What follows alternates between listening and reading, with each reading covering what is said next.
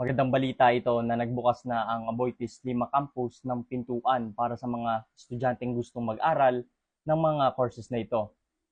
Aerospace Engineering, Automotive Engineering, Biomedical Engineering, Mechatronics Engineering, Transportation Systems Engineering, Instrumentation and Control Engineering, and lastly, Food Engineering. Napakaswerte ng mga estudyante na makakapasok dito dahil mga dekalidad na yung mga courses na meron dito. Unlike sa era namin na dalawa lang yung engineering meron ng Malvar Campus, Industrial Engineering and Mechatronics Engineering. Napakaswerte ng mga estudyante na manggagaling sa Calamba, Tanawan, Malvar, Batangas, at lalo na sa Lipa. Mag-apply na kayo, mag-inquire about sa courses na meron dito, and hindi lang engineering ang kaya nilang ibigay. Nag-offer din ang College of Engineering and Technology ng mga courses na ito.